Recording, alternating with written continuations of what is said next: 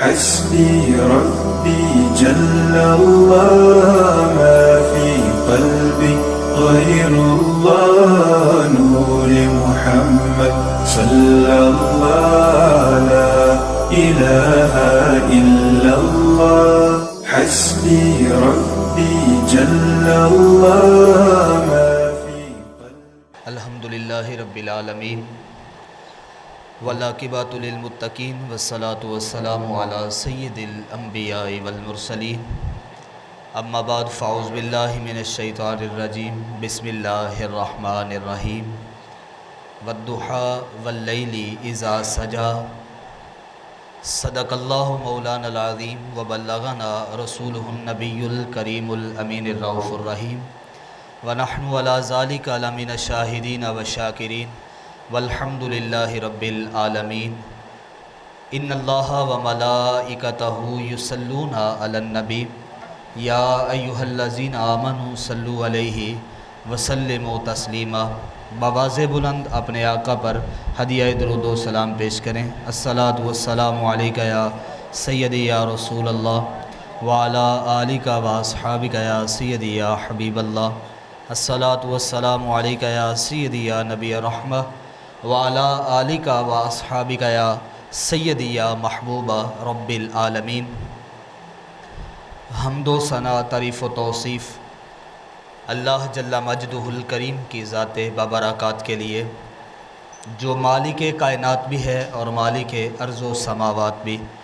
اللہ جل وعلا کی بارگاہ اقدس کے اندر پیش کرنے کے بعد حضور نبی رحمت رسول محتشم نبی مکرم اللہ کے پیارے امت کے سہارے رب کے محبوب دانائے غیوب مالک رقاب امم فخر عرب و عجم والی کون و مکان سیاہ لامکان سرور انس و جاں سرنشین مہوشاں شہنشاہ حسینہ تتمہ دوراں سرخیل زہرہ جمالاں جلوائے صبح ازل نور ذات لم یزل باعث تکوین عالم فخر آدم و بنی آدم معصوم آمینہ حضرت احمد مجتبیٰ محمد مصطفیٰ صلی اللہ علیہ وآلہ وسلم کے حضور ناز عقیدتوں ارادتوں اور نیاز مندیوں کا خراج پیش کرنے کے بعد عالی مرتبت سامعین محترم اللہ کا بے پایہ شکر کہ جس نے ہمیں جمعۃ المبارک کے فیوز و برکات سمیٹنے کے لیے جمع کیا.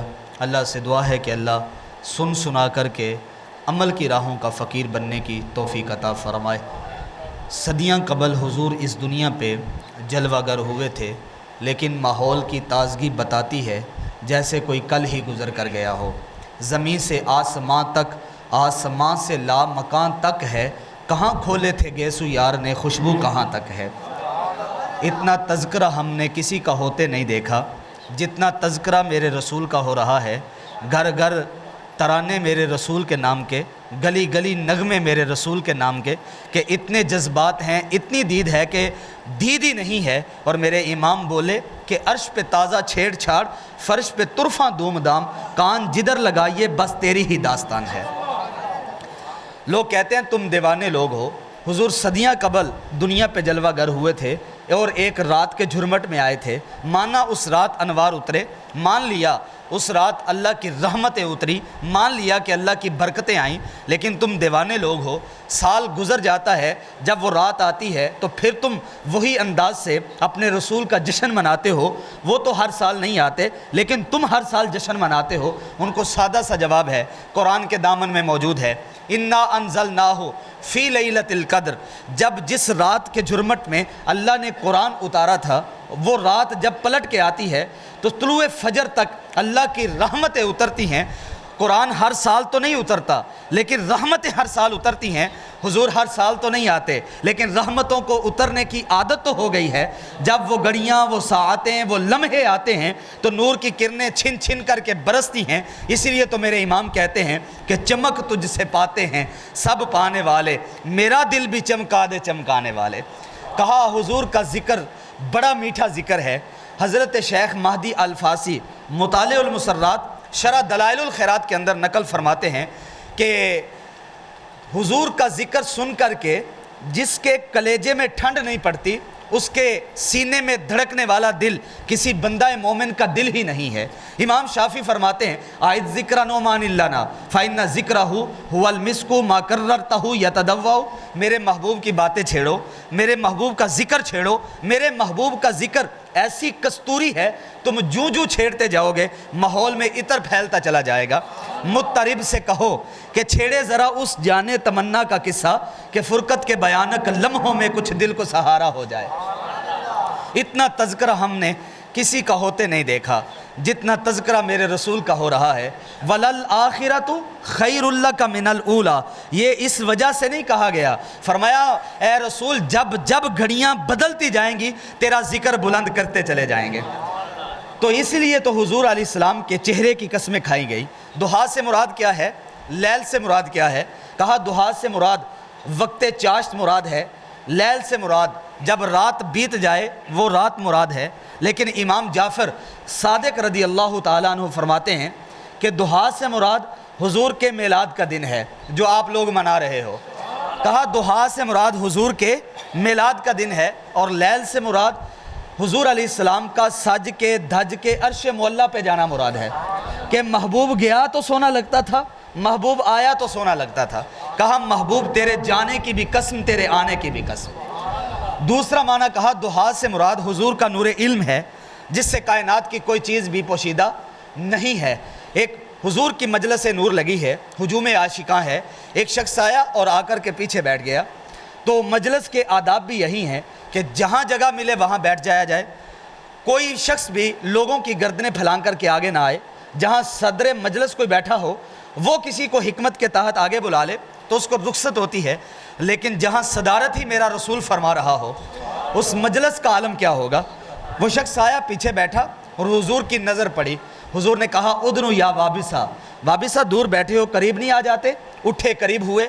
پھر دوسری مرتبہ ارشاد فرمایا ادنو یا وابسہ، وابسہ ابھی بھی دور بیٹھے ہو قریب آ جاؤ، اٹھے اور قریب ہوئے۔ تیسری مرتبہ پھر حکم دیا ادنو یا وابسہ، وابسہ ابھی بھی دور بیٹھے ہو نیڑے آ جاؤ۔ وابسہ کہتے ہیں کہ میں اتنا نیڑے ہوا کہ حضور کے گھٹنوں سے میرے گھٹنے مس ہونے لگے۔ کیسے مقدروں والے لوگ تھے، چہرہ والضحیٰ کی تلاوت بھی کرتے، پھر والضحیٰ چہرے کی زیارت بھی کرتے۔ اللہ اکبر۔ تو کہا وابسہ کوئی سوال لے کر کے آئے ہو؟ کہا جی حضور سوال لے کر کے آیا ہوں۔ کہا سوال تم بتاؤ گے یا میں محمد ہی بتا دوں کہ سوال کیا ہے؟ ڈٹھے ورق قرآن دے پھول سارے، تیری شان جیا نہیں کوئی ہو ڈٹھا، تیری شان دا کرے مقابلہ جیڑا انہوں عاشقاں اصلی چور ڈٹھا۔ کوئی نور آکھے کوئی بشر آکھے، پیندہ رات دن اے ہو شو ڈٹھا، اللہ والیاں گل مکا دیتی تساں ہو ڈٹھا اساں ہو ڈٹھا۔ کہا کوئی سوال لے کر کے آئے ہو؟ کہا جی حضور سوال لے کر کے آیا ہوں۔ کہا جو تم سوال پوچھنا چاہتے ہو میں ہی بتا دوں کہ تم بتاؤ گے؟ کہا حضور اگر آپ بتا دیں تو کمال ہو جائے۔ کہا تم خیر اور شر کے بارے میں سوال لے کر کے آئے ہو؟ کہا حضور یہی میرا سوال ہے۔ کہا جواب مجھ سے لینا ہے یا اپنے آپ سے؟ کہا حضور جواب آتا ہوتا تو پھر سوال ہی کیوں بنتا، آپ ہی ارشاد فرما دیجئے۔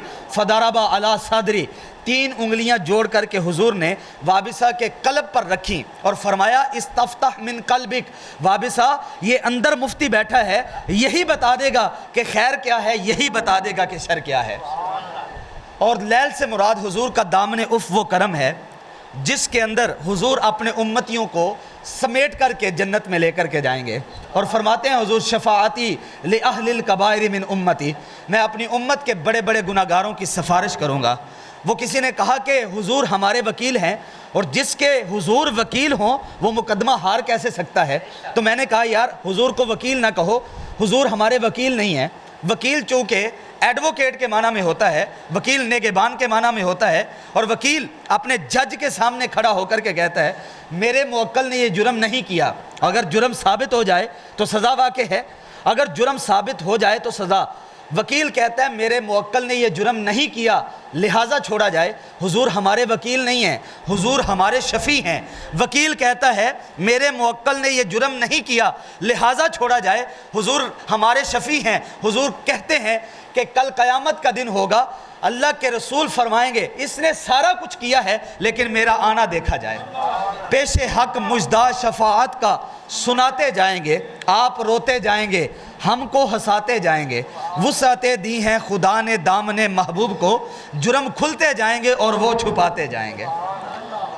تیسرا معنی کہا دحا سے مراد حضور کے کمالات باطنیہ ہیں جو چٹے دن کی طرح روشن ہیں۔ سورج پلٹ کے اثر پہ آیا، چاند کے 2 ٹکڑے ہوئے، وہ سڑیاں کھجوراں اگا جاند آئے، وہ پتھراں تھی کلمے پڑھا جاند آئے، قطرے کو سمندر ذرے کو ستارہ کرتے ہیں، کونین کو خم آ جاتا ہے جب زلف سوارا کرتے ہیں۔ کہا کمالات ظاہریہ مراد ہیں جو چٹے دن کی طرح روشن ہیں۔ حضور علیہ السلام کے بارے میں لوگ کہتے ہیں کہ حضور کے چاہنے سے ہوتا کیا ہے؟ کچھ بھی نہیں ہوتا۔ میں کہتا ہوں اگر میرا نبی چاہ لے تو خدا قبلے بدل دیتا ہے۔ بنو سلمہ کی مسجد تھی، ظہر کی نماز کا وقت ہے، 2 رکعت ابھی پڑھی ہیں، 2 رکعت ابھی باقی ہیں کہ خاطر آتر میں یہ آواز آئی، قد نرا تقلب وجہک فی السماء، اگر قبلہ تبدیل ہو جائے تو کمال نہ ہو جائے؟ چونکہ ہم نے نماز ظہر کا وقت بدلنا ہو تو 1 دن پہلے بتاتے ہیں کہ کل سے نماز ظہر 2:15 بجے ہوگی۔ اگر اسی دن ٹائم تبدیل کر دیں تو لوگ تو گلے کو آئیں گے اور کہیں گے کہ ہم تو آئے تھے 2 بجے کے حساب سے، 15 منٹ اور انتظار کرنا پڑے گا۔ یار یہاں وقت بدلنا ہو نماز کا تو 1 دن پہلے بتاتے ہیں، وہاں تو قبلہ تبدیل ہونے کی بات ہو رہی ہے، 1 نماز ہی پہلے بتا دیا جاتا۔ کہا نہیں، خاطر آتر میں یہ آواز آئی، قد نرا تقلب وجہک فی السماء۔ کہا محبوب پروگرام بنا ہے تو ابھی رخ پھیر لو۔ کہا اللہ تیری نماز تو پوری ہو لے۔ کہا نماز بعد میں پوری ہوگی، پہلے تیری مرضی پوری ہوگی۔ می وریا کستوریاں دا جد یار نچوڑیاں زلفاں، می وریا کستوریاں دا جد یار نچوڑیاں زلفاں، قبلہ ادھر بنیا سائم جدھر یار نے موڑیاں زلفاں۔ لیل سے مراد حضور کے کمالات باطنیہ مراد ہیں جو کسی کی سمجھ میں نہیں آنے والے۔ حضور علیہ السلام کے پاس ابو بکر صدیق رضی اللہ تعالیٰ عنہ بیٹھے تھے تو حضور نے ان کو بھی کہہ ڈالا، کہا یا ابا بکر لم یعرفنی حقیقتی غیر ربی، کہ میری حقیقت میرے رب کے علاوہ کوئی نہیں جانتا۔ یہ تو آج دماغ خراب ہو گیا کہ بیٹھ کے ترازو لے کر کے کوئی کہتا سیر ہے، نہیں کوئی کہتا نہیں 1.25 سیر ہے، نہیں کہتا نہیں تھوڑی سی شٹانک اور ڈال لو۔ ہم ناپ اس کو رہے ہیں جس کو ناپا ہی نہیں جا سکتا، اور تول اس کو رہے ہیں جس کو تولا ہی نہیں جا سکتا۔ تم نے حلیمہ کی بکریوں کے پیچھے پیچھے دیکھا ہے، جبریل کے آگے سدرہ پہ نہیں دیکھا۔ کوئی رہ عرش تے یار گیا، کوئی جا سدرہ تے ہار گیا، ایک کالیاں زلفاں والا سی جڑا لنگ عرش تو بھی پار گیا۔ کمالات باطنیہ جو کسی کی سمجھ میں نہیں آ سکتے۔ ہمارے درس نظامی کے اندر ایک کتاب پڑھائی جاتی ہے عقائد نصفیہ، اور اس کی شرح النبراس ہے، اور اس کو علامہ عبدالعزیز پرہاروی علیہ رحمہ نے نقل کیا ہے۔ ابو الحسن رفاعی کا قول فرماتے ہیں کہ کہتے ہیں کہ روحانی طور پر انہوں نے پرواز کی، 1 عرش عبور کیا، دوسرا عرش عبور کیا، تیسرا کیا، حتیٰ ساتو فی الفوقانیات، یہاں تک کہ وہ بہت اونچے چلے گئے۔ آگے سے آواز آئی، ابو الحسن رفاعی کدھر آ رہے ہو؟ کہا میں اس عرش کی تلاش میں ہوں، معراج کی شب جس عرش کی چھاتی پہ محبوب کے قدم آئے تھے، میں اس عرش کی تلاش میں ہوں۔ نہ سفر بشرط معال ہے، نہ طلب بقید سوال ہے، ایک سیری ذوق کو میں بٹک رہا ہوں کہاں کہاں، میرے دل کی خلوتیں کئی بار سج کے اجڑ گئیں، مجھے بارہا گما ہوا کہ تم آ رہے ہو کشاں کشاں۔ کہا کدھر آ رہے ہو؟ کہا اس عرش کی تلاش میں ہوں۔ تو آگے سے آواز آئی، ارجی لا وصول علاقہ، ارجی لا وصول علاقہ، اے ابو الحسن رفاعی پلٹ جاؤ، اے ابو الحسن رفاعی پلٹ جاؤ، تم کروڑوں سال بھی پرواز کرتے رہے، تم تو کیا تمہارا خیال بھی نہیں جا سکتا یار جس کے قدم اتنے اونچے ہیں اس کے سر کا عالم کیا ہوگا۔ تو اسی لیے تو کہا ورفعنا لک ذکرک، محبوب جہاں جہاں میری خدائی ہوگی وہاں وہاں تیری مصطفائی ہوگی۔ تو دحا سے مراد حضور کے کمالات باطنیہ جو کسی کی سمجھ میں نہیں آنے والے۔ اب دحا سے مراد چوتھا معنی جو کہ حضور کے حسن کی طرف میں آپ کا سفر تیز کرنے لگا ہوں اور حضور کی محبت کی جانب۔ امام محدث دہلوی فرماتے ہیں کہ دحا سے مراد حضور کا چمکتا ہوا چہرہ مراد ہے، اور لیل سے مراد شانوں پہ لٹکتی ہوئی زلف عنبری مراد ہیں۔ محبوب تیرے چہرے کی بھی قسم، محبوب تیری زلف عنبری کی بھی قسم۔ اللہ تو قسمیں کھا رہا ہے، لا اقسم بہذا البلد، کہیں شہر مکہ کی قسم۔ اب آپ کے خیال میں آیا ہوگا کہ مکہ کی قسم کیوں کھائی گئی؟ وہاں کعبۃ اللہ ہے اس وجہ سے، وہاں حتیم ہے، وہاں مستجار ہے، وہاں مستجاب ہے، وہاں مزدلفہ ہے، وہاں عرفات ہے، وہاں مقام منا ہے، وہاں مقام ابراہیم ہے، وہاں چاہے زمزم ہے، وہاں حجر اسود ہے، کتنی ساری برکات ہیں۔ اس وجہ سے قسم کھائی ہوگی، اس وجہ سے کھائی ہوگی۔ اللہ فرماتا ہے نہیں، ہم نے ان وجہ سے، ان وجوہات سے قسم نہیں کھائی، بلکہ ایک وجہ سے کھائی ہے۔ وَأَنْتَ حِلٌّ بِهَذَا الْبَلَدِ، کہا محبوب جہاں جہاں تیرا قدم لگتا جائے گا تیرا رب اس شہر مکہ کی قسم کھاتا چلا جائے گا۔ کہا محبوب تیرے چہرہ والضحیٰ کی قسم، تیری زلف عنبری کی قسم۔ امام زرقانی ایک واقعہ لے کر کے آئے ہیں، فرماتے ہیں کہ حضور مدینہ سے نکلے، سیر کرتے کرتے باہر آ گئے تو ایک پڑاؤ دیکھا اور وہاں پاس سے گزرے، گزرتے ہوئے آپ کو سرخ رنگ کا اونٹ پسند آیا۔ جب پسند آیا تو حضور نے کہا کہ یہ تم بیچتے ہو؟ انہوں نے شاید بیچنا تھا یا کہ نہیں بیچنا تھا، لیکن انہوں نے کہا کہ جی ہم بیچتے ہیں۔ میرے شیخ محترم فرمایا کرتے ہیں کہ میں دل ویچاں میں جگر ویچاں جے پیارا محمد آ جاوے، میں دل ویچاں میں جگر ویچاں جے پیارا محمد آ جاوے، نہیں میں اپنا سارا گھر بیچاں جے پیارا محمد آ جاوے۔ انہوں نے شاید بیچنا تھا یا کہ نہیں بیچنا تھا، کہا جی ہم بیچتے ہیں۔ کہا کتنے کا؟ کہا اتنے کا۔ سودا طے ہوا۔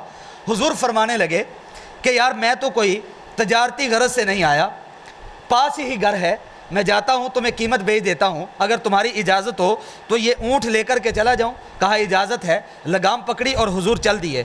وہ لوگ ٹک ٹکی لگا کر کے حضور کو دیکھنے لگے۔ جب حضور آنکھوں سے اوجھل ہوئے تو امام زرقانی فرماتے ہیں وہ سکتے میں پڑ گئے۔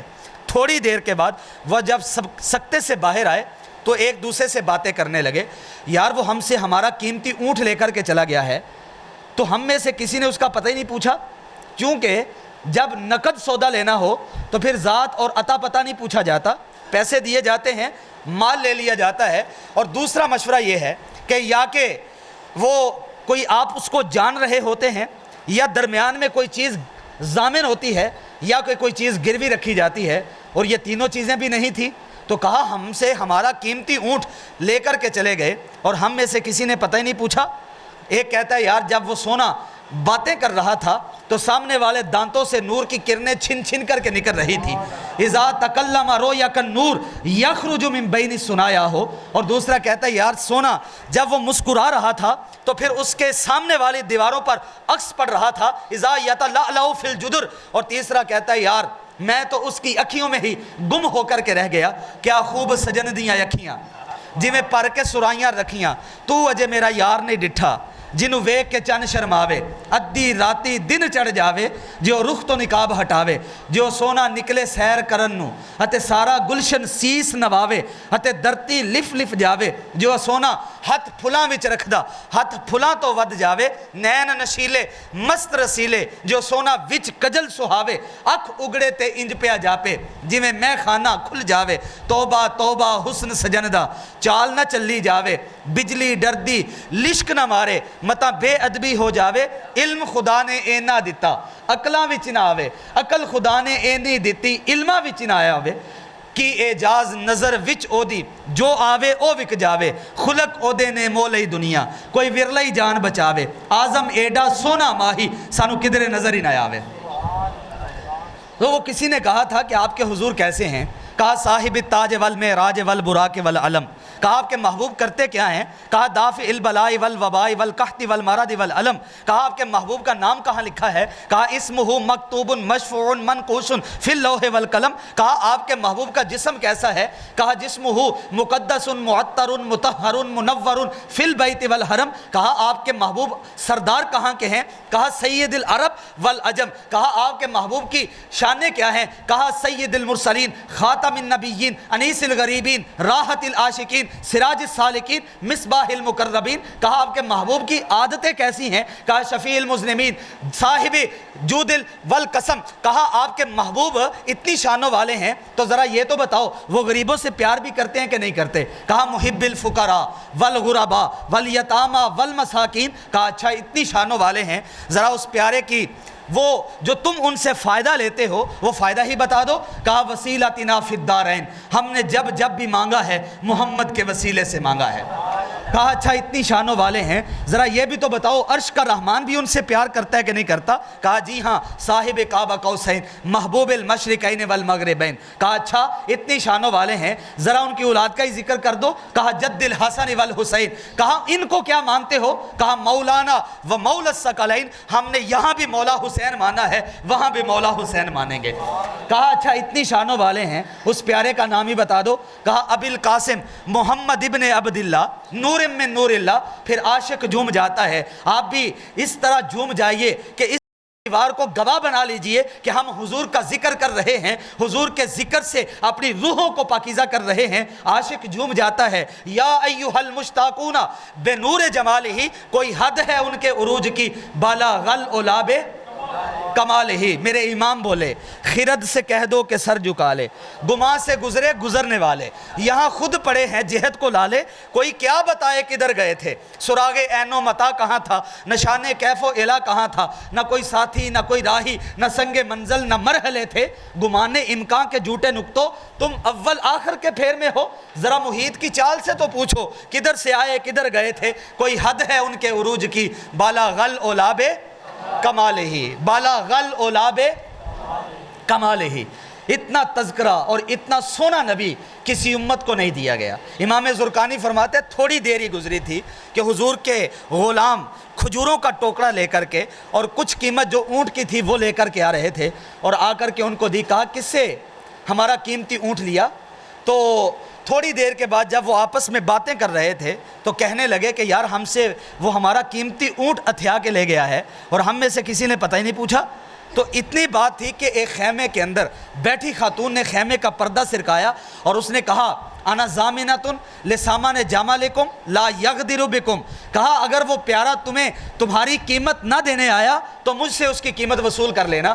کہا ہم تو مجمع کے اندر ڈھونڈ رہے ہیں کہ کوئی اس کا جانشین مل جائے، کوئی اس کو جاننے والا مل جائے، چلو اچھا ہوا کہ تو جان رہی ہے۔ کہا واللہ میں بھی نہیں جانتی۔ کہا پھر جانتی نہیں تو ضمانت کس بات کی؟